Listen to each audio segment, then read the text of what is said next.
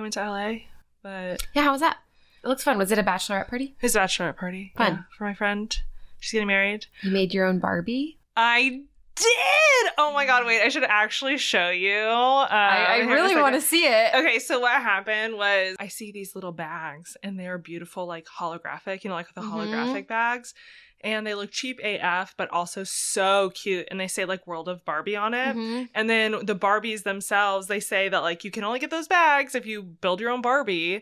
I know, which is ridiculous. And I was like, how much would I be willing to pay for just this bag? And then is the Barbie a bonus? Like, what does this look like?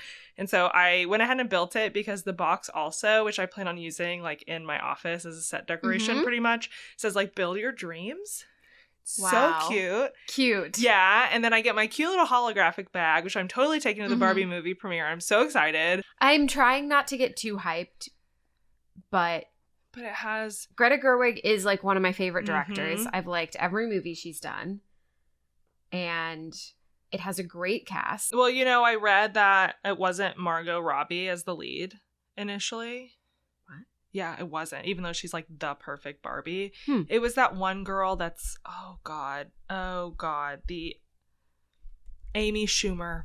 It was Amy Schumer. No, it was not. Yes, get the fuck out of here. It was not. Schumer. I do not believe you. I promise it was originally Amy Schumer. No. As Barbie. Yes. And I was like, this woman is not Barbie. What the fuck?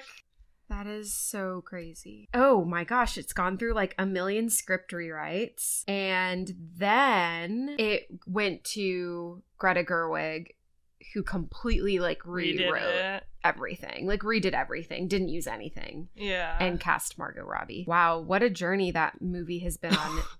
I think it's going to be good. I have so many hopes. I think so. And they're all high. I don't care. They're so high. Maybe we can watch it together.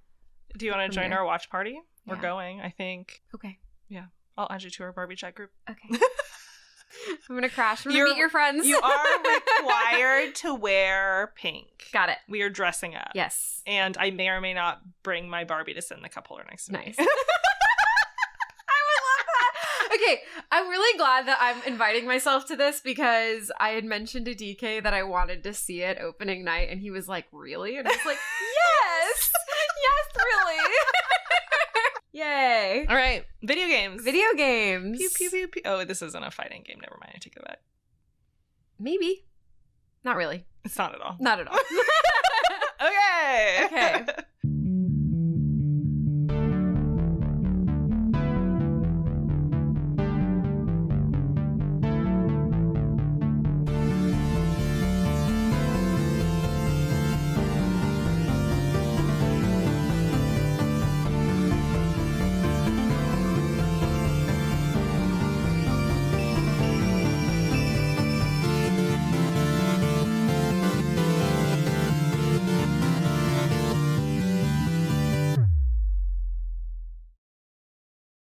Hi, I'm Bridget. And I'm Maddie. Welcome to Baddy Breakdowns, where we hang out, have fun, and play games all the way to the end.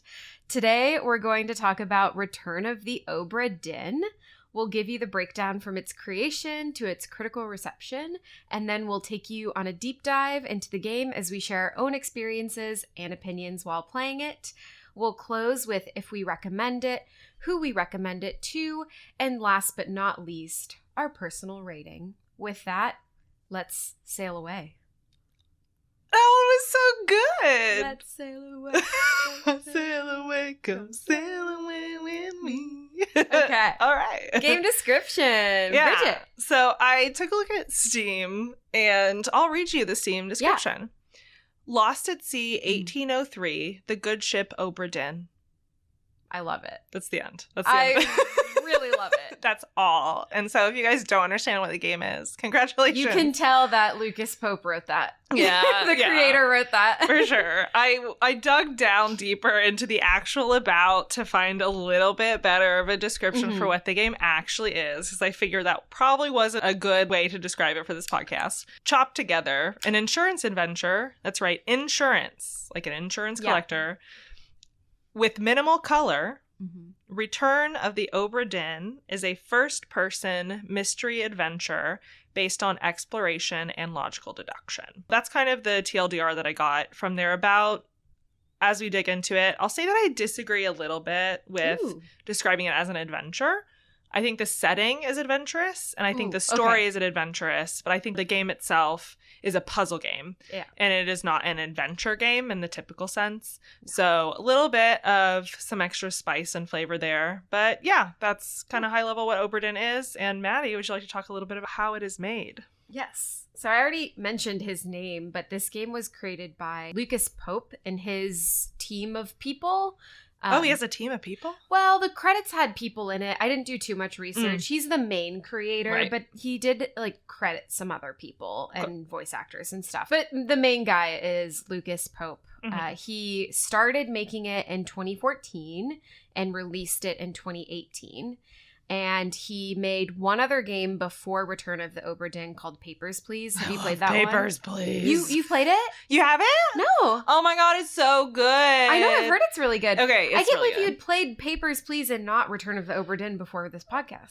Papers, Please was the first game, though. Yeah, I had played Papers, but Return Please. of the Obra Dinn is the more popular one. Yeah, but I had played it back in, like, college, I think. Oh, I was not a gamer yet in college. Not really. I wasn't really a gamer. I played The Sims. I did have a custom-built PC that my brother made. I played The Sims in middle school. Yeah. So I guess I was always a gamer. I started collecting games on Steam and, like, sales and stuff in college. I noticed that you have, like, 200 plus games in your Steam library. It's true. I have a problem. I was like, I thought I was getting a lot of games. I think mine's, like, 30 or 40. Oh, that's not a lot of games. No, I was like, I have so many. That's a little baby catalog, it's a baby catalog. But I had bought Obra Dinn, I feel like, a while ago. I had owned Obra Dinn for a while. Okay. And then I had just never gotten around to playing it. And it had been recommended to me a few times. I didn't know the kind of game that it was, and so I just never picked it up. But I also didn't know it was made by the Papers, Please guy until Chris had told me while I started playing. I love that game. You should definitely play it. Yeah, it's on my list, and he is currently working on a game called Mars After Midnight, which is a game specifically and exclusively made for the handheld Playdate. Oh, the Playdate! The Playdate. Yeah. Which, like, it's that kind of disappeared, didn't it? Isn't it the crank one? Yeah, it has like a crank. He has been updating a dev blog on Itch with his like updates, and he started working on it in 2021. And the last update he gave was like November of last year. But interesting. I thought it was interesting because Mars After Midnight is going to be managing a community center on Mars. Oh, that's cute. And so he does these things like insurance company for Obra Dinn, and then isn't Papers, Please like you're a customs like border you're agent. A customs employee. So I think he like it's interesting that he picks like these types of jobs to center his games around in a way, which I think is really interesting. Yeah. He does pretty good story too. Like Papers, Please is very simple gameplay, but the story is like the reason to play. That's what I've heard. Yeah. Obra Dinn seems simple, but then when you actually start thinking about it, you're like, oh my god, this is actually really complicated. Like really complex to have created. Yeah. When on its face, it seems so simple. So anyways, Return of the Obra Dinn, the conception of the game, I just wrote his quote that he said like multiple times, multiple interviews, but he wanted to make a modern 3D game that looked and felt like an old 1-bit game that he used to play on his family's Macintosh. Cute. Specifically. I mean, I think that was successful. Yes, which is why I did not notice this because I did not go into these settings. But if you go into the settings, you have color palette settings, and they're the old school Macintosh. Oh, that's so fun. I didn't see that. For like different colors. Yeah. Like, color schemes that you can put. I think I would have traded that out if I would have known. Really? Shame. Yeah. I don't know. I guess I need to try it. The color that Obra Dinn was like that grayish green color. Yeah. And it wasn't the most aesthetically pleasing to my eye. So I think I don't know how much the color scheme is going to change. I just want to set your expectations. Like, you're changing from a grayish green to a grayish brown. Pink and purple. I don't think that's going to happen. Okay, I'm feeling very judged right now that you think I would go directly to pink and purple. Or teal, you know. No, I definitely wanted to do pink and purple. It's true. Squirrel thought that made me think of the tool that we built at work, and it's in green color schemes like for Xbox. And gross. Originally we had designed it as purple, but the devs made it green because it was like flowed with the other tools that it was built into. And Bridget was like, bug, it's not purple. That's a bug. P1. It was a bug. It's a P0. Does not match design. It didn't. It really didn't, though. Back to Obra Dinn. So that was the conception. Modern 3D game, but also based on 1-bit. How it was made. This one was interesting. So Unity was the engine, but he used Maya. Maya. Okay. Yeah. Cool. The 3D software. Yeah. It's like a 3D modeling software. And that's how he modeled and like created all of the like 3D scenes that are in the game. And he actually released a time-lapse video of him making the models for all of the chapters. Oh, that's so fun. So it's like an hour long, and he had a really funny line. So the line that he said when he released this is, if you haven't played the game, this is going to be really boring and confusing. And if you have, same thing. But it's just like a time lapse of him doing like the 3D models. It's like an hour long. That's so fun. Which I thought was pretty cool. I like watching 3D model time lapses because I've been trying to learn how to do it. Oh, really? Yeah. Oh my gosh. I know. I just have to have so many skill sets, Maddie. We do too many hobbies. I know. Well, I was trying to make my own game, and so I was trying to learn how to do it. Nice. Yeah. So I have some other interesting tidbits that I'm going to slot in about the making of when we get to certain pieces of the story so that it's more contextualized. Oh, and then I also pasted this other quote that he said, which is, the way I designed this game was juggling restrictions. He said that he built it by doing layers upon layers of things that you couldn't do, which I thought was really interesting to think about as I started analyzing the gameplay with that in mind. Of like building layers of stuff you can't do to create the environment. I don't know. I thought that was really interesting. I don't know. It's a very interesting way to do the game design for it at the end of the day. Right? Like, think of all the things you can't do. I don't know. I thought it was like an interesting tidbit. Yeah, we'll get into more as we start talking about the game. Right. Cool. So critical reception. Yeah. This game has a 10 out of 10 on Steam. 10 out of 10. Doesn't surprise me. I know. Overwhelmingly positive. The few quotes that I pulled from it, honestly, they were all good. I saw some that had some nitpicky things they didn't like. I don't want to go through those too much because I think we'll talk through it. Yeah, I think as we dig in. So I'll give some high level ones first. Genuinely one of the best games of the 2010s and certainly the best narrative mystery ever made. Ooh. Which seems like very high praise. Yeah. It's very easy to become totally obsessed in learning the fate of the Obra Dinn and its doomed crew. I agree with that. I do think best narrative mystery ever made is a bold statement. I'm super curious to hear your thoughts. I know. The next one I had was so horribly frustrating. Highly recommend. Oh. I like that one. Yeah. You had so much fear in your face. You're like, why? Yeah. And then the last one I had was, I feel was kind of funny because we talked so much when we played Bloody Hell about all the different reviews were about like, why is this game free? Like all this kind of stuff. And this last one was, I bought this for full price and I still feel like I ripped Lucas Pope off. Nice. Yeah. I thought that was a fun way to round it out. Yeah, it's like a $20 at full price or something, yeah, right? I think so. Yeah, like it wasn't the cheapest game and it was a pretty short game. Yeah. But it was a very high quality and well done game. Absolutely worth $20 in my opinion. Yeah. I mean, I think they could have sold it for more. Yeah. And I got it on sale, so. Oh, I don't remember how much I paid for it. I texted you when it went on sale. Yeah, but I already bought it. Oh, that's right. Yeah.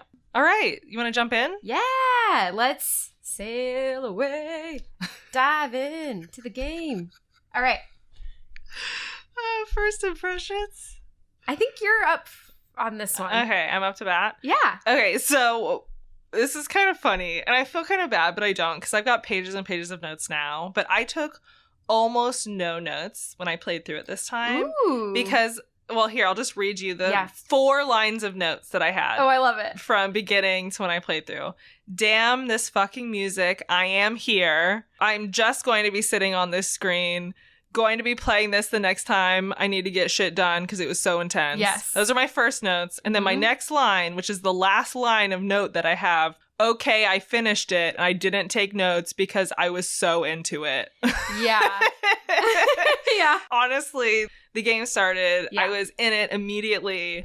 And we can quote Chris on it. He will come in here and he will say it. But I literally was like, oh my God, this is my jam. I am so ready. And I was just doing little things. I'm like, oh my God. So that's just my first impression was everything about it was everything that I wanted and didn't know existed. So that's mine. I knew this was game for Bridget when I started playing it. Yeah. My first impressions, super similar, except I had the little spin of, I love the music. There's lots of cello in it. Oh. So I play cello for context, and so that's why I was like, oh, I love this. There's lots of cello.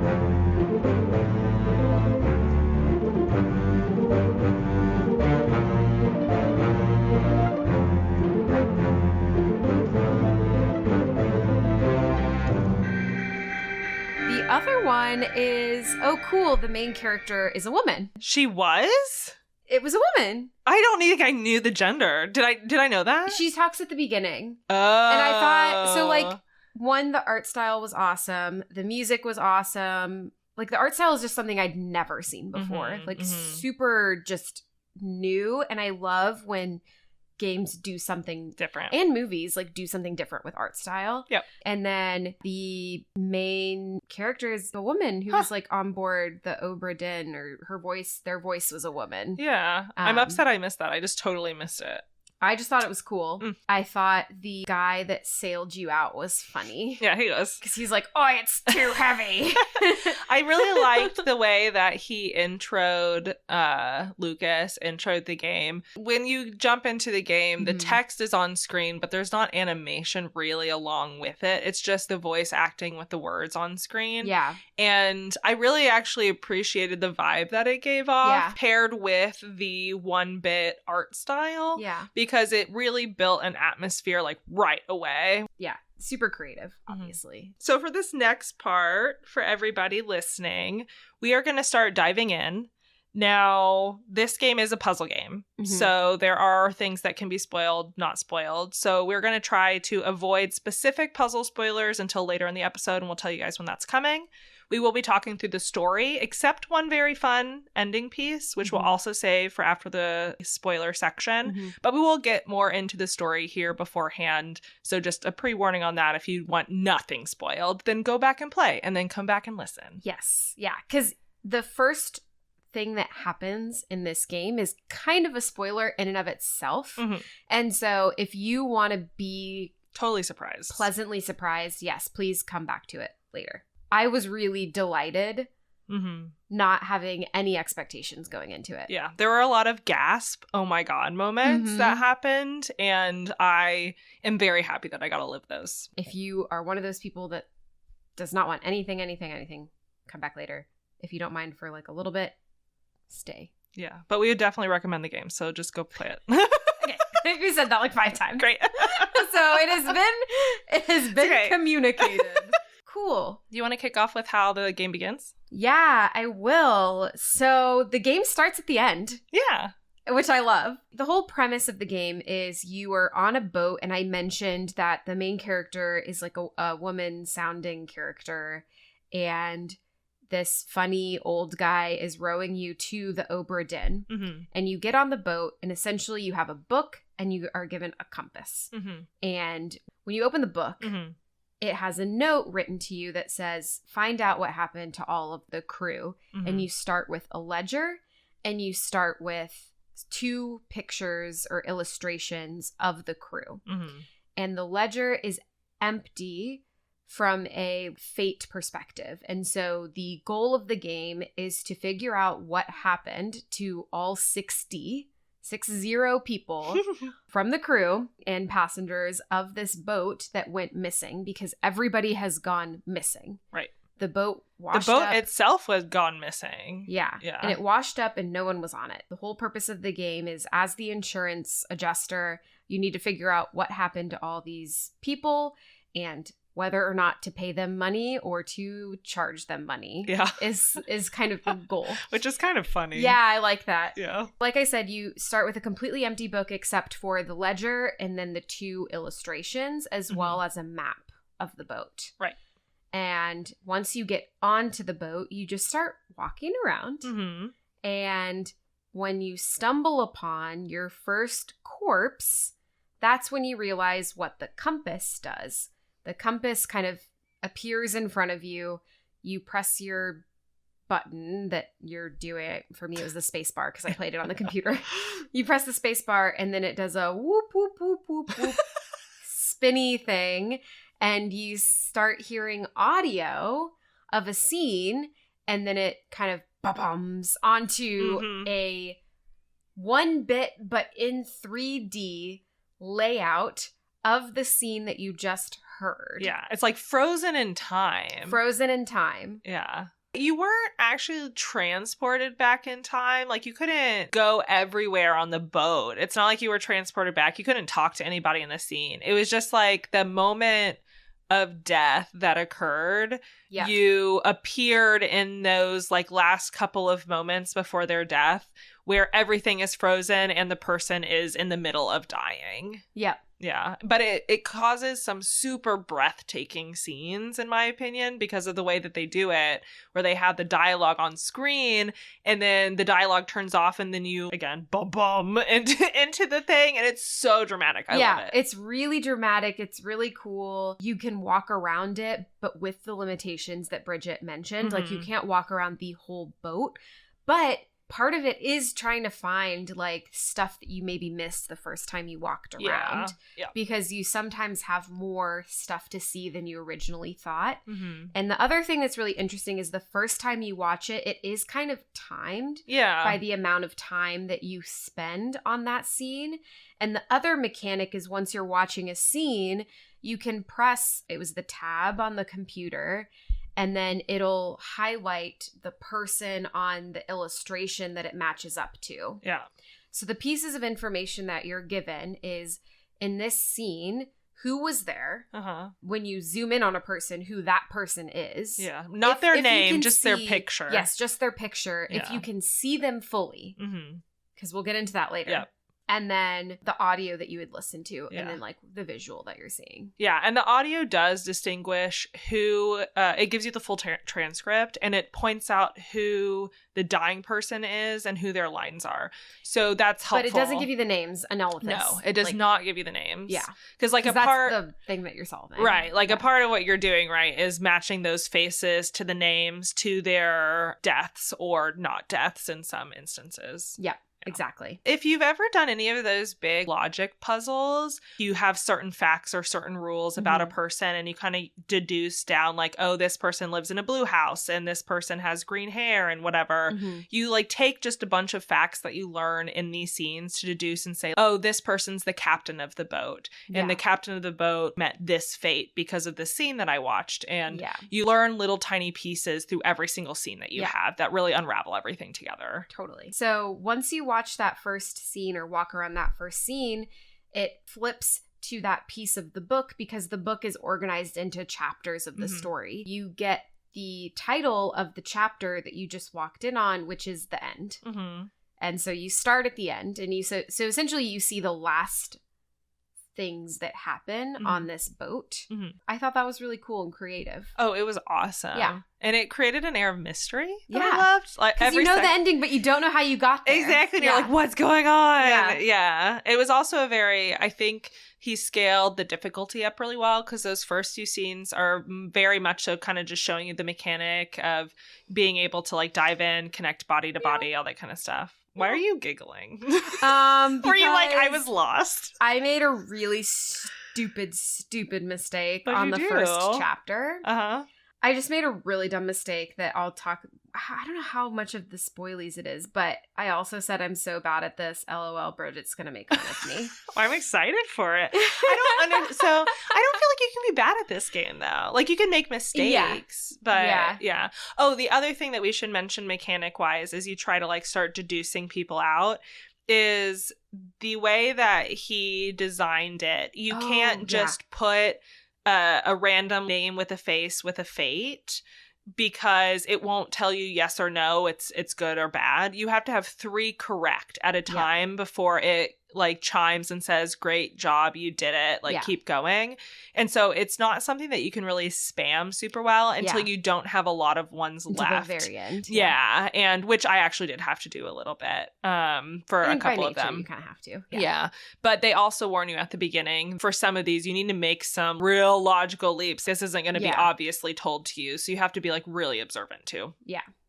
Which I liked a lot. Oh, yeah. I loved it. Okay. So you start at the end. The first thing that you see is I don't know how to talk about this without spoilies. Okay. How about... This one's so hard to sorry. I didn't realize until we started talking about it how hard it is to talk about in a way. Well, it's just that everything is going to be kind of spoily, which might just be how it is. Yeah. Yeah. So you start at the end. Yeah. And at the end, you find out right away that there's some form of mutiny happening. Mm-hmm. And the person that is the captain of the boat is fighting off these people. Yep. And eventually himself dies. Yes. And that's kind of where you begin. Yeah. And then you find a person dead in a bed. This was the first giant aha moment for me. Yes. You have a scene and it's a woman rushing out and something crashes down and then it goes ba-bomb. And then the ship is literally being eaten by a kraken. A giant fucking kraken. Like a huge kraken. And it's just such a cool, like, so you have mutiny and then right before that, and you get the chapter unlock and it's called The Doom. Mm-hmm. And you unlock a story about how a kraken started destroying this boat. With so many people on it dying. Like, they're being flung everywhere. They're being ripped in half. They're being blown up with cannons. Yep. The amount of creativity around how these people died, amazing. Yes. It's really cool. I was like, oh, shit. I loved it. I wasn't expecting supernatural necessarily or these, like, mythical krakens or whatever. And the moment, honestly, I can't even describe it. Just when the kraken appears in this super dramatic fashion. Oh my God, I loved it. Yeah, because it appears at the end of it too, right? So it's like peak kraken attacking the boat. And then as you start to visit the stories of the other dead bodies, you kind of rewind in time. And so it starts with like one little tentacle coming up and killing a guy. And then by the end of it, it's just complete mayhem swallowing the boat. So the next one that you unlock is a chapter called A Bitter Cold, which is one of the beginning chapters in the linear story. So then you start to get a feel for, oh, we're not just walking backwards, we're jumping around. Yeah. Because you start with the end, which is the very last chapter. And then the Doom is like one of the last chapters. And then A Bitter Cold is actually one of the first chapters of this book. And so now that we've talked about the chapters, I want to sprinkle in the thing that I had mentioned. Oh, your fun fact. Yeah, I love fun facts. Originally, before the book concept, he just had the ledger and the illustrations. And that was it. And when he took it to be demoed at PAX Australia in 2016, people were really confused. And he learned that they needed a linear reference for the story. And that's kind of what built out the chapters of the book. Yeah. Because originally it was just this beginning pages of context setting. Yeah. And then you just jump into the story and figure it out. Yeah. And he was like, no, they needed a little bit more hand-holding. And that's when he added the whole book. I 100% can see that book needed to exist. Totally. Yeah. Can you imagine trying to play this without the, like, reference of the where chapters? You were figuring out what it was that you were missing. And it had the stuff, so it was just originally those first couple pages without the detail of, like, the rest of it, which I could see that would work technically. Like, you would still have the information you needed. Yeah. It would be a lot harder. Yeah, I agree. And I liked the idea that there were chapters. It felt very completionist as you filled out each one as well, which is nice. Yeah. I mean, and that was 2 years into development. So it wasn't like the book added a whole rewrite of the game. He had a whole nother 2 years to kind of perfect it to a certain amount. But yeah, I just thought that was super interesting. That is interesting. Yeah. I like that he added it. It was a good addition. Good addition. Yeah. Anyways, the next chapter, Bitter Cold, is you start to unlock a story about how people on the boat started getting sick. And I assumed pneumonia. I really didn't know what it was. Yeah, people get sick. But they're like stuck on this boat where they're all sleeping right next to each other. So I think the pandemic has made me more nervous about that than I would have said before. Yeah. Like, oh God, they're so close. They're breathing the same air. Yeah. The Bitter Cold ended up being one of the most useful. Yes. That's kind of the nice thing, which we'll get into more. So at this point, you don't have to go exactly in explicit order because it's a little bit on how you find the bodies. The bodies, yeah.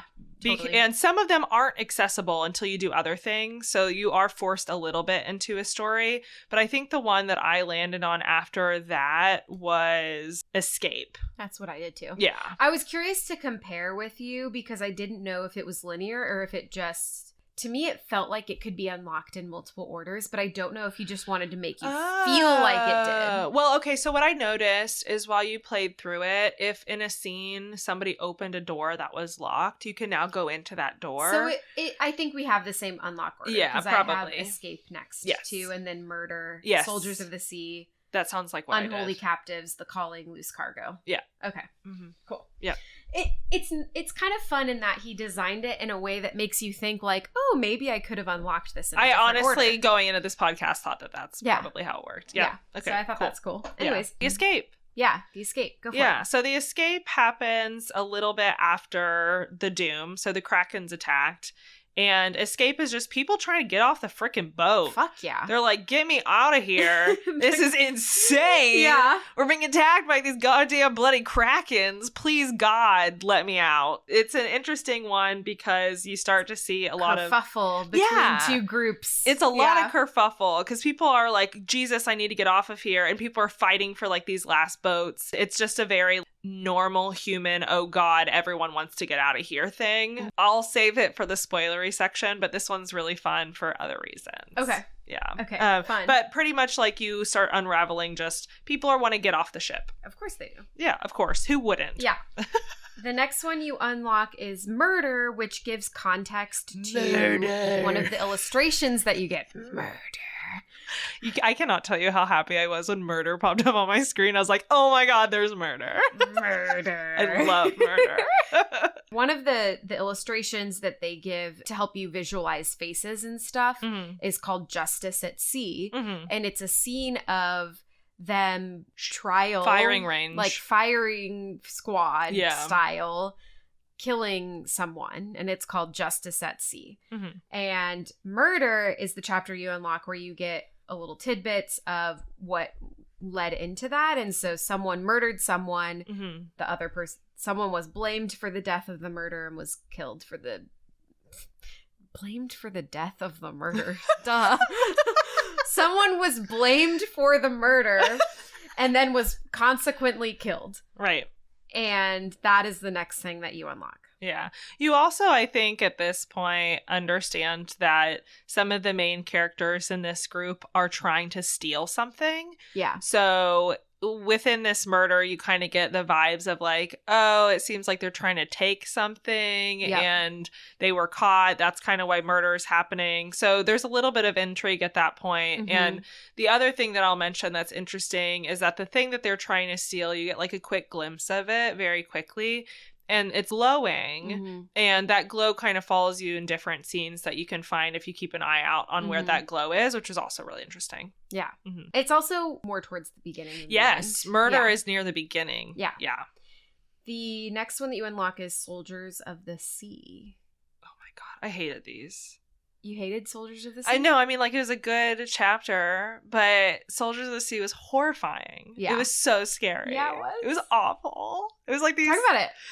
Oh, it was like these giant spider crabs. Like, you know the Japanese spider crabs? It's like, imagine that. With a scary ghost person. Yeah, like a ghost ghoul person in seaweed. riding on top of it with like a giant spear. Yeah. And he's just running around fucking staking people. Yeah. Things are getting set on fire. People are getting set on fire as they set other things on fire.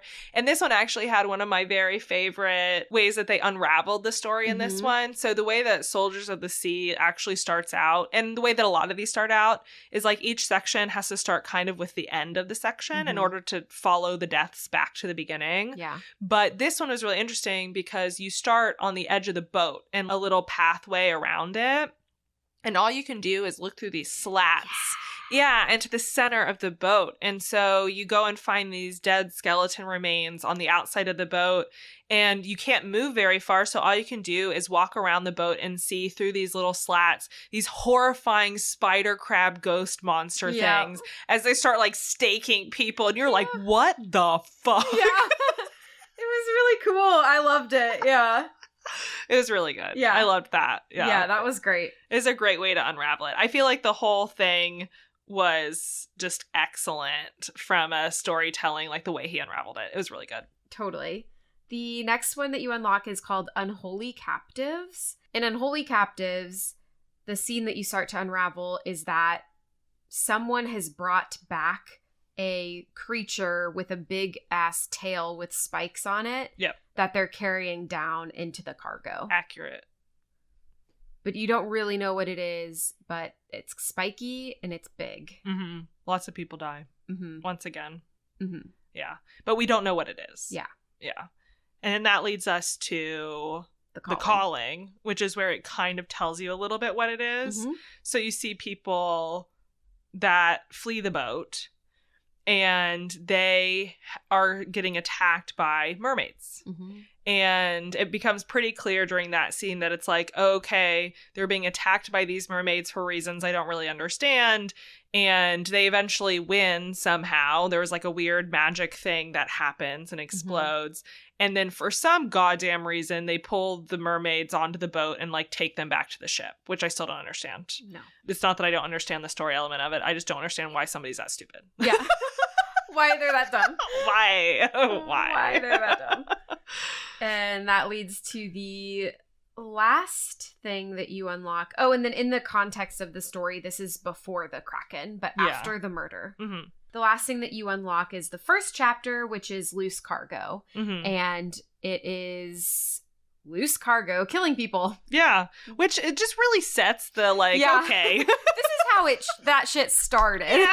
Like this is how it started on this boat. They're just like killing people with these boxes. It's fine. When we can actually start there. So if we want to run through the linear to like piece all together. So we know weird things are happening, right? Like we have the mermaids, we have things being stolen, murder happening, escape, all this kind of fun stuff.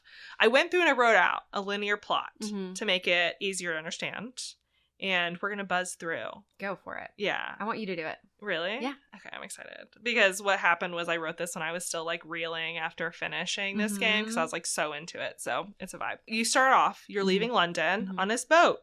And you have some crew, you have some passengers that are royalty. Yep. And you are, which fun fact, actually, the royalty are called like Formosan royalty. And that is a royal family in Thailand before Thailand was Thailand. Nice. Yeah, so it's actually historical, which is kind of fun. Yeah. So your ship heads off, and like we just said, it doesn't go super well at first. People are getting crushed by boxes. Stupid. Is great. And then a deadly lung disease pops up and starts killing some people. But again, it's all just normal shenanigans that are happening on a boat when it's apparently very poorly run. You know. And then the actual story starts in my perspective, which is with murder. Murder. I love murder. Okay, not real murder. I'm so sorry. Murder. I say that all the time, and I'm realizing now that I'm recording a podcast for people who I don't love murder. Don't murder. Anyway, so you get into the murder. Them. They were going to. And I pushed them over the edge. You just stopped it. Good job. Thanks. Saving people one day at a time. Yeah. One podcast at a time. So what happens is these royals, the Formosans, have brought a chest with them. It looks super fancy. And an officer was like, yo, that looks fucking fancy. I want that cargo, so I'm going to go snatch it. So he goes and he knocks out a Formosan guard, and he's like, I'm going to take this. Thank you. Next. And then he leaves, but he gets caught by a passenger, and he's like, oh, F, and kills him. And then when the guard wakes up, I love this because I dug a lot to figure out how this worked. So when the guard wakes up, everyone's like, dude, you were alone downstairs with the dead dude. So like, it's definitely you. Yeah. But the guard doesn't speak English. Yeah. And because the guard doesn't speak English, this is where it's really fun. And I don't know if this is actually canon. I've deduced this. I think it's true. I don't care what people say. The officer that had done the stealing and the actual murdering convinced one of the crew that is the translator for the people who don't speak English, including this guard who's been accused, to lie about what the guard was saying. So that instead of like actually saying, no, I didn't do it, he said instead, oh yeah, he confessed to the murder. He said he did it. That's my hypothesis. Wild. Because they talk in the story about the confession, and I'm like, why would he have confessed he didn't do it? And the answer is because nobody else spoke his language, and they convinced the one dude who was on his side to falsely translate. Drama. So anyway, they end up killing this dude, hanging him in the justice scene that Maddie talked about, which again, super rude, not cool. Uncool, unchill, very unchill very of them. Right? Very unchill. At the end of that, the rogue officer gets some people together to kidnap some of the Formosan royalty. There was like 4 of them, which is pretty well documented, so not a big spoiler. And he kidnaps a couple of them with their treasure and heads on out. Yeah. So then once they head on out, that's where they start getting attacked by the mermaids. See, the treasure that they have is stolen from the mermaids. And why anyone would ever mess with mermaids, I still don't know. Like, they're vicious. They're always so vicious. The mermaids attack. So while the Formosan dude is trying to, like, save them, he opens up the treasure in this boat. And these giant beams, right, I'm holding my hands up in the air in opposite rainbow fountain fashion. Where glowiness is shooting up from the treasure and into the mermaids themselves, where they all like pass out. And then, well, I don't know if the dude thought they were dead or whatever, but they definitely just pass out. Yeah. And then being the dumbass that this dude is, pulls these mermaids back into the boat, the ones that are very clearly ready to kill them all, and then he juts himself all back to the Obra Dinn.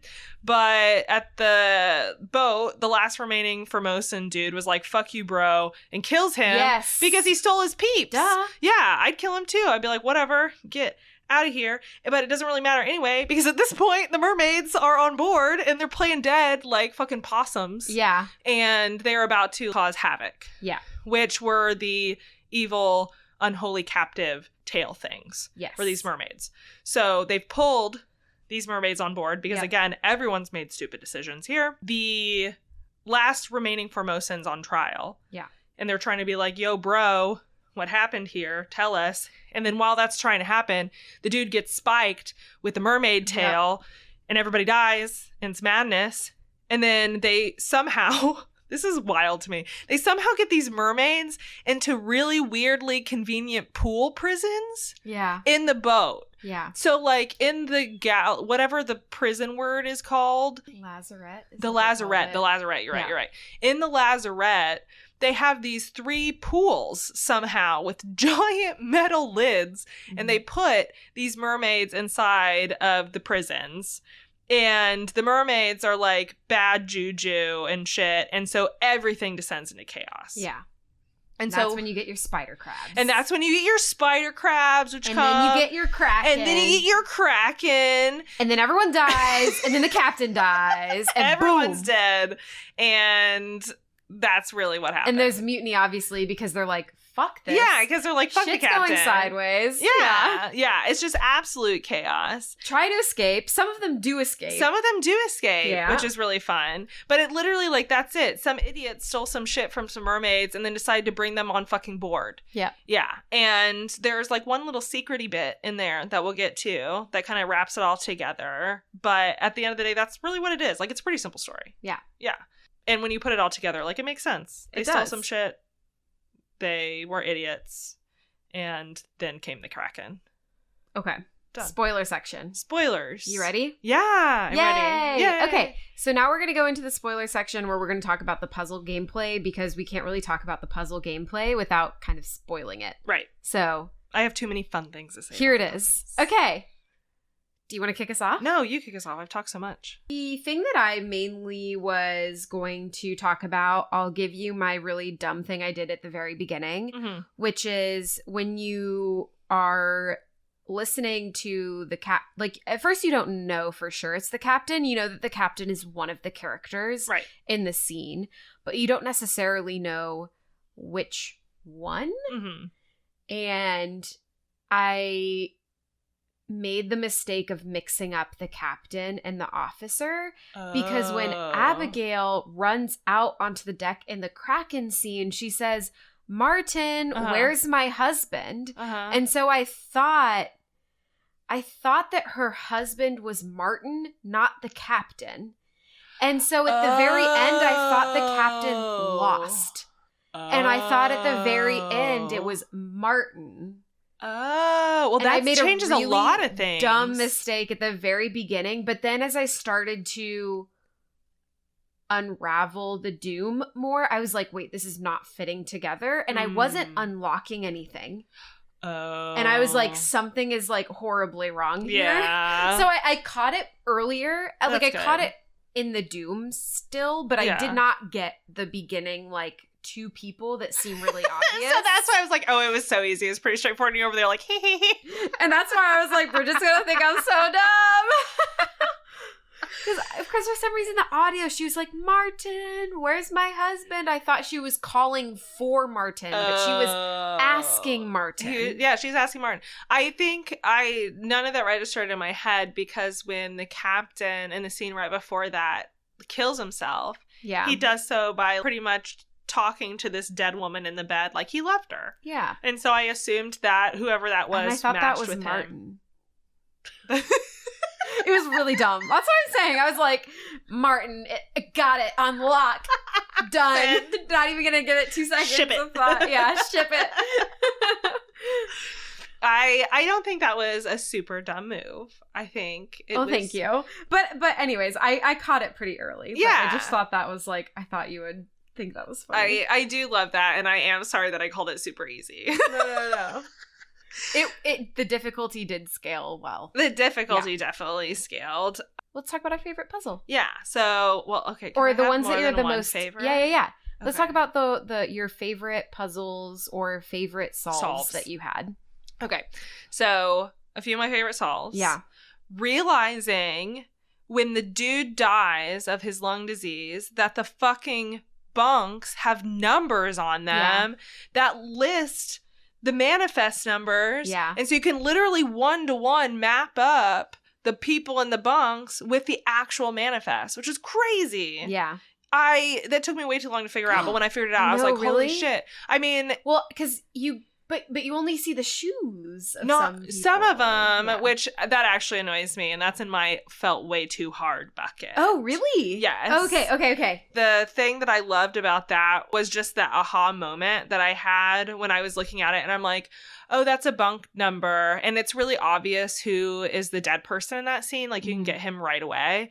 And I was like, I wonder if that lines up with the person in the bunk. So then I just opened it up and look at it, and I was like, oh my god, it does! And then I don't know, it was awesome. Yeah, it was a fun moment. So that was a fun one. Let's trade off back and forth. That was my first fun one. Similarly, the first one that I was super proud of is I got one of the random Russian dudes because his bunk, and this is why I said the bitter cold is like the most useful chapter. You find so many in that one. This specific scene with everyone's bunks is like the biggest unlock for me once you start like really paying attention to it. And the first thing that I did that I was very proud of myself for doing is one of the bunks had a pipe. And so you know which Russian dude he is because it's the Russian dude who I never smokes a got pipe. that one. Oh, that's so fun. And I was really, because there's like a gaggle of Russians. Yeah, I got the like, gaggle of Russians, but which Russian is which? Yeah. And that one was really helpful because, yeah. That's awesome. I ended up, that was one of the ones that I guessed a little bit on because I got one of the Russians in a different way, but I couldn't figure out the last two. So I did that was one of the ones that I randomly swapped between the two until they unlocked. I didn't feel bad about that, but that was so cool. I didn't notice there's a pipe. That's awesome. Yeah. There's also a tattooed arm in that one. Yes, I got that one too. Yeah. Yeah. I also wrote the shoes and I drew them so that I could map the shoes of the people. Okay, I love that you did that. Me sitting there, I was looking at the shoes. Okay, I looked at them and Chris is sitting next to me because he had never played before. And he was like, I wonder if it's the shoes. And the shoes help you tell apart the Chinese men because I think it was all the people from China and the shoes with the bumps. The top men. Yeah. And I was like, oh, is that how you do it? I don't want to do that. So I didn't. So you didn't. So you just kind of guessed. So what happened was anytime that I knew two of them, the final three China top men, I traded out their names to get the final one. So I think I did three of them that way. The other ones I figured out some other way. Somehow I can't remember. But those ones, the shoes, I don't know. I really appreciate that that's how they did it, but I wasn't up for sketching shoes. Yeah. I applaud you though. That was a beautiful sketch. It was a sketch. So my next favorite one was realizing, oh my God, so this killed me the whole time and then I got it and it was so cool. So there is a set of people during the escape scene that escape off the boats. Yeah. And I was like, oh, cool. Like escape, alive, whatever, click buttons. And then it asks for a location. And I was like, well, how the fuck am I supposed to know? So I'm over here looking at the boat map of the surrounding countries. And I'm like, this is BS. How the fuck am I supposed to know this? And I'm trying to figure it out. And then at some point later, I read the intro letter again to see if there's any clues in it. And the goddamn letter was written by one of the people who escaped on the boat. Yes. And it's literally like, send it to the Morocco people. And I'm like, are you kidding me? Yeah. And I loved that so much. That one took me a dumb amount of time to get. It was late in the game by the time I figured that out. And I was mad. It was the escapes to where. That's what I could not figure out. It's like, to where? I don't fucking know. Exactly. They could have gone anywhere. Yeah. I was like looking and I was like, what's the shortest distance? And I'm like, this is stupid. That's exactly what I did. And so for the longest time, it was the Canary Islands or whatever. Yeah, exactly. I was like, this is closest. Yeah. And then nothing would open and trigger. And I'm like, this has to be right. I don't believe this. Yeah. But I loved that one. I was like, oh my God, it was the letter the whole time. That was fun. Yeah. One that I got, but I don't know if this is like the right way, purposeful or not. But the two women I got because one of them is Miss whatever. And so the younger one, I just gave the Miss. Yeah. I did the same thing, but I read later that the older one has a wedding ring.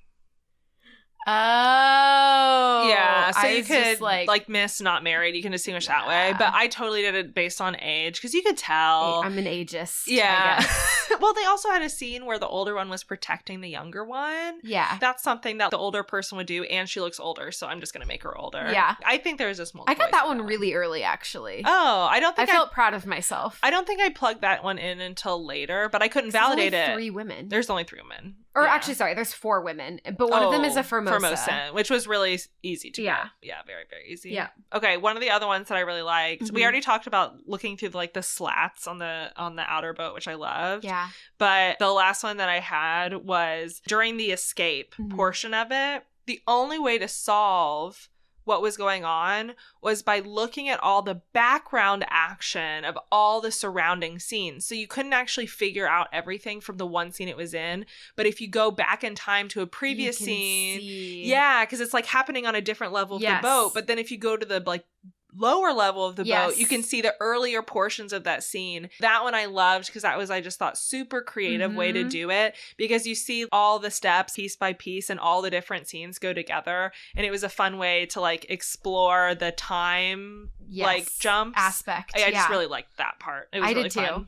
Yeah, I also really love one of the scenes during Unholy Captives. The very first one is this like really striking like lightning bolt I loved that scene. It was so good. Where one of the top men, and the top men are the people who like do all the stuff on the top. At the top, like with the sails. Yeah, like the sails, but they're like climbing up like into the rafters. Yeah. And so that's kind of how I started to end up solving it, is by job. Right.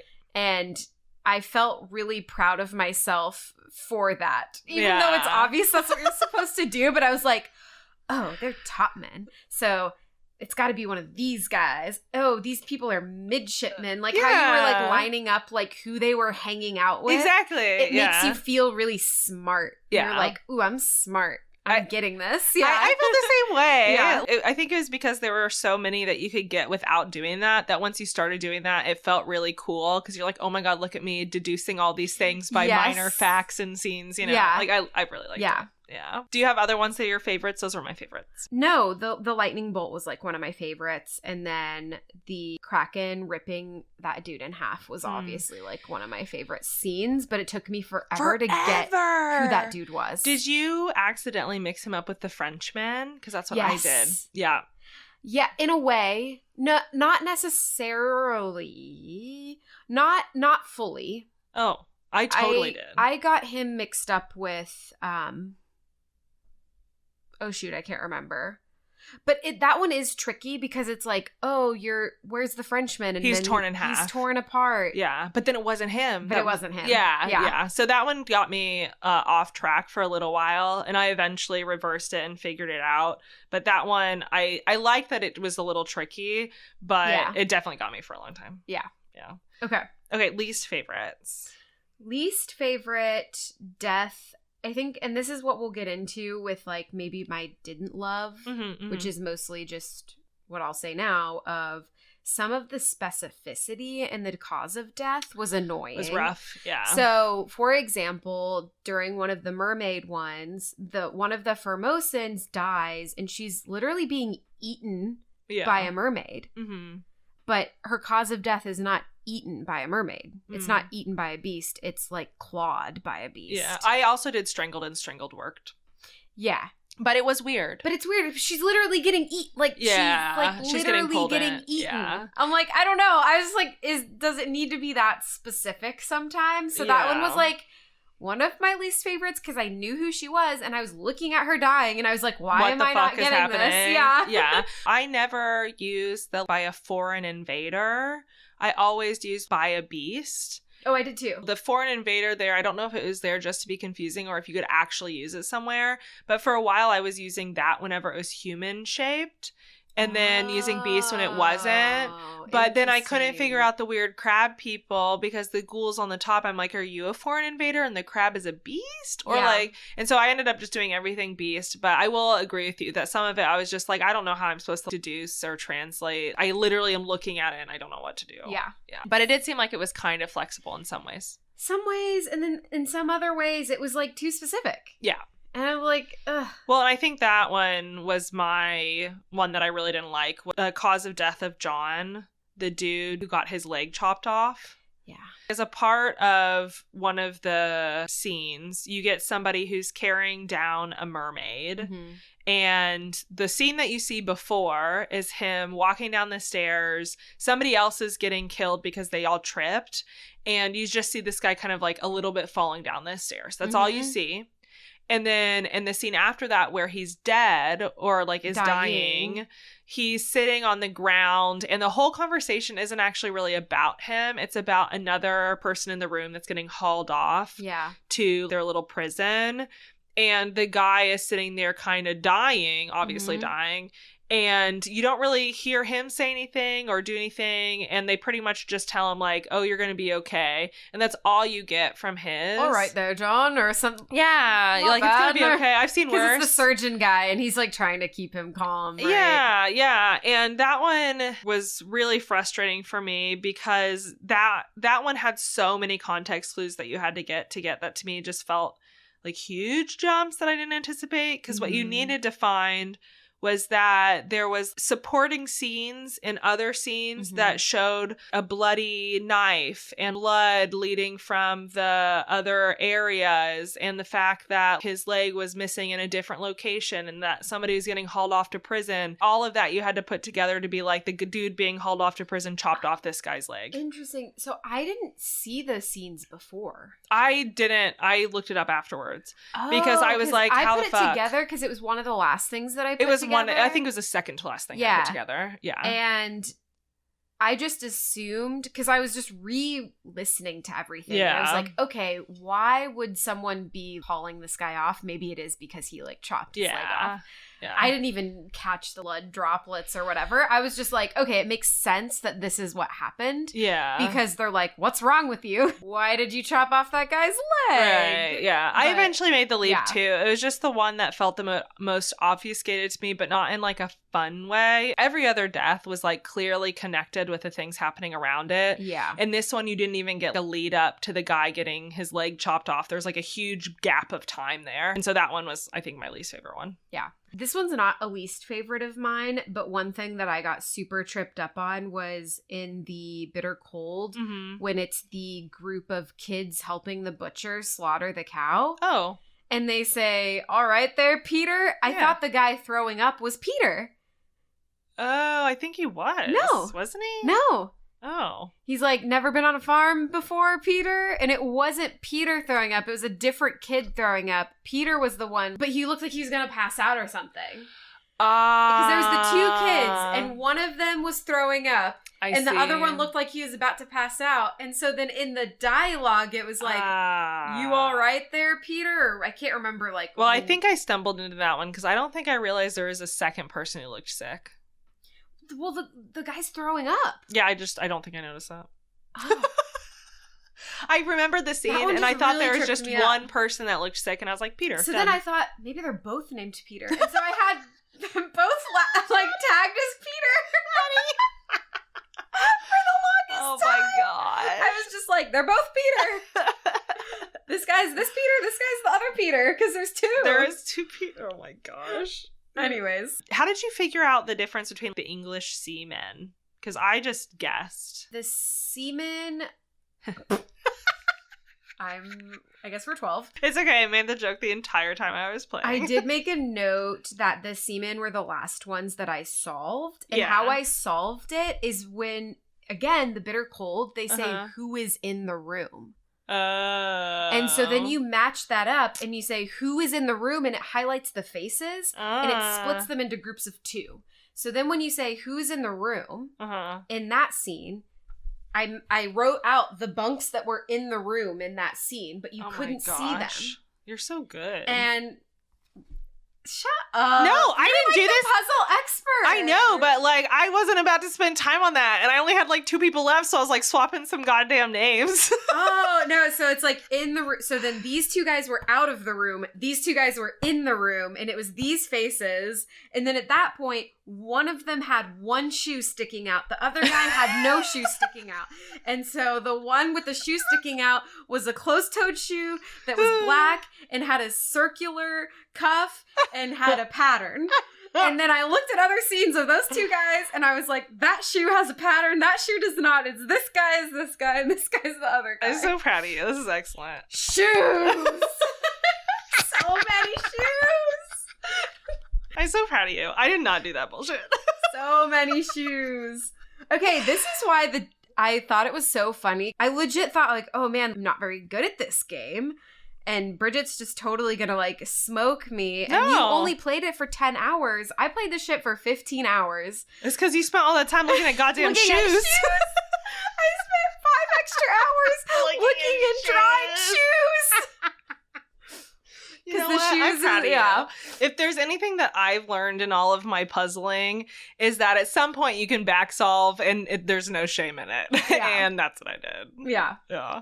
It looks like you enjoyed yourself, though. I like your notes. Yeah. Yeah. Oh. Yeah. Oh, one of the last things I had were some of my strats, my tips. Yeah, tips. That I would hand out. I have four strats. One, which would be to look where people are located in the larger photo, like the artist's renderings, and who they were next to and grouped with. Yeah. Like that is a big help and helped me narrow down a lot of things. The artist photo ended up being so much more helpful than I originally thought it would be, for sure. Yeah. My little subset of a note to that was look at their outfits. Their outfits matter and help you determine the roles that they have on this ship. So if you're stuck, I used a lot of outfits to help me narrow some stuff down. The stewards all have the exact same outfit. And the the middle ship men, all have the same outfit. I didn't notice that. Yeah. And you can also tell... I just knew they were all standing together. Yeah, you can tell like captains by their... Or like officers by their hats, hats and all that kind of stuff. Yeah. But like the outfits all actually really matter. Cool. Third one that I had, which seems super obvious, whatever, I'm going to say it anyway, is that visual race and language will help you narrow out a ton because there are some that are very unique with only a very few level of options. Mm-hmm. And with a little bit of deduction, you can usually figure out which one of those exists. And then the fourth tip that I had was, and you kind of mentioned that already, Maddie, was paying attention to what people were doing during normal scenes when they're doing their normal job. Because each job has their own set of duties. And so if you notice that, like, oh, a monster hasn't attacked yet, oh, these people are up fixing the sails, you can logically deduce that those are top men. Paying attention to the jobs during normal scenes. I say normal explicitly because during rough fighting scenes, it's really, you can't really do that. But it's pretty helpful when you take a look at, like, are they performing their job? And if so, how does that align with the manifest? And also just poking around in more of the scene than you think is there. Yeah. Because there's certain aspects of scenes that I didn't realize until I went back at the very, very end and I was like, oh my God, what am I missing here? And then you're like, oh wait, look up. Yeah. Like, look up. Or look. I think I know which one you're talking about. Or look to the side more. Go explore this thing that's maybe not blocked off yet. Like go look at more things. Yeah, for sure. But yeah, those are my tips. Yay. Yeah. Okay. Do you want to wrap up? Yeah. Final thoughts? Final thoughts. I guess final thoughts can include what we didn't like. So it relates to the final ending, which we hadn't mentioned. Oh, yeah. Which is, in the book, there is a missing chapter. Yeah. And you only get that chapter if you solve every other death. So actually, you can finish the game without solving it all. Did you know that? Oh, I didn't know that. Yeah, you can. And then you just don't get the final chapter. And he's like, fuck you, you did a bad job. Oh, like if you just leave? Yeah, you can just like, peace out. Yeah. That's so funny. Yeah. Of course you can. Yeah, of course. Yeah. But you can. The final chapter that you unlock, to me, wasn't super surprising. No. I told you guys the linear story, and it probably made sense to you because it did, and I still didn't tell you the, like, secret-y part. Yeah. And the secret-y part is literally just that to get the evil things to go away, the captain...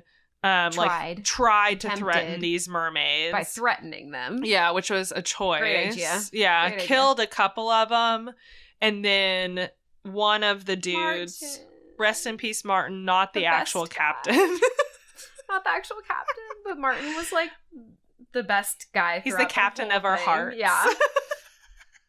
Poor Martin got returned one of the mermaids to see. Well, he didn't. He had his peeps return. He started to and then got spiked by the mermaid, and then he was like, no, let them go, please, in return. Let the Obra Dinn. Yeah, guide the Obra Dinn back home. Back home, yeah. Which is why the little sparkly thing of the seashells that are attached to the mermaids you can see in real life, like during the normal time in the ocean, because the mermaid's watching you because she guided the ship back home.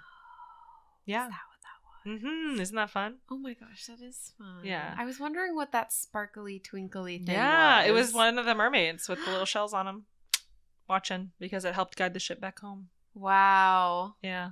So we're going to guide this podcast back home. Yeah. But anyway, Beautiful. that scene, it wasn't as kerpow as I anticipated. And that's like my one little mini beef with the story. Yeah. Because it's this whole hidden chapter thing. And then you unlock it and you're like, oh, that's kind of what I assumed. Yeah, happened. Exactly. I was just like, oh yeah, he definitely just threw the shell back or bargain, like, and it was called the bargain. Because you know that Martin's gone. Yeah. And so I thought that maybe the captain sacrificed Martin so that the Kraken would go away. And I thought that was going to be the reveal. Like, I thought the reveal was going to be the captain, like, throwing life him for overboard. a life. Or like throwing him like into the Kraken's mouth, and because it was called the bargain too. Yeah. So I thought like he's trading something. I thought he was going to trade his steward and Martin. Yeah, because those are the two that you can't guess. You can't get their fates. Yeah, maybe that would have been more impactful. Maybe I should have written this. No, I'm just kidding. You're like, it makes some edits. Mod. I agree with you. I wanted that to have like some big twist kapow. And instead I was like, oh yeah, that's what I expected. And I think because he had so many moments in there that were very twisty kapowy, and I was like, fuck, that's awesome. I wanted that at the very end, and then I didn't get it. Yeah. So I get it. Yeah. Okay. Did you have any final negative or less than I positives? talked about them, just the specificity, and then like the art did kind of give me a headache. Mm-hmm. I couldn't play it in long chunks. Yeah, it was rough. I did play it in long chunks. Well, and I did, but it was rough. You shouldn't, I guess, for your eyes. Yeah, I would say that the graphic design was cool. It's just painful. Yeah. Okay, final thoughts. Maddie. I liked it. I recommend it to people who like puzzle games. Mm-hmm. I'm not like typically a big puzzle game person. I mean, it's not that I don't like them. You drew the shoes though, Maddie. No, like I don't not like them. I like them. I'm just not like a puzzle person like you are. You know what I mean? There's like levels. Yeah. So I would recommend it for people who even maybe don't think that they're on a level of like of expert puzzle people. Right. And I find it to be pretty approachable from that perspective, although the controls could be a little unapproachable, like the art style and then the like methods of like walking around and looking could be a little unapproachable to some. But I would still recommend it. And it was a 4 out of 5 Krakens for me. Acknowledging that it is a 5 out of 5 game, it's just that it was a 4 out of 5 for me. Right. I've done that Krakens. before. Yeah. You did that with The Last of Us. You were like, I know this is a 5 out of 5 game, but this is not a 5 out of 5 game for me. Yeah. Well, that's what it's for. Yeah. For my final thoughts, I 1,000% recommend this. I loved it. I loved all of it. Even the stuff that I didn't like about it, I still loved the whole thing. I spent the whole time giddy, like a little schoolgirl, being like, oh my God, this is everything that I ever wanted. I would 100% recommend it to, like, I +1 Maddie. So even if you're not a super big puzzler, it's still really interesting, a really interesting way that the game unfolds. And the puzzles themselves are just logical deduction. So as long as you can be observational about it and you want to be like meticulous enough to go solve and figure this stuff out, you can do it. And at the end, you can still guess. Like I guessed at the ends on some of them, so you don't have to be an expert either. Then, of course, my rating was 5 out of 5. I'll say mermaids. That's right. I love it. I know. 5 out of 5 evil mermaids. Well, are they evil? That's true. They got their shit stolen. Yeah. Yeah. 5 out of 5 mermaids. Yeah. Because I literally would pick up and play any game that offered me any semblance of an experience like this again. And I loved it. Absolutely. Yeah, I would too. It's just a 4 because you can't do halves, but I would do 4.5. That's fair. But the website can't do halves. It can't do halves. Maybe at some point we should talk about adjusting it to be out of 10. Yeah, we've talked about that before. Yeah, I can do out of 10. Because then I don't have to do halves. 9 out of 10. I don't know how to do halves in CSS. For me. I'm not that talented. How do you, any viewers listening want to tell me how to make an image half opacity? Let me know. There might. Let me know. Who knows? Our email is baddybreakdowns@gmail.com. Please send that to us. Thank you. Thank you. I'll get to it after I fix the other bug that I'm still fixing. Thank you. Not a professional dev. I'm a PM. Thanks, guys. You're really talented at technical stuff. Okay. Maddie. Thank you for listening to our podcast. If you liked it, don't forget to subscribe and rate it. You can find us on Instagram, TikTok, and YouTube at Baddy Breakdowns, and visit our website, baddybreakdowns.com, made by me, Bridget Keene.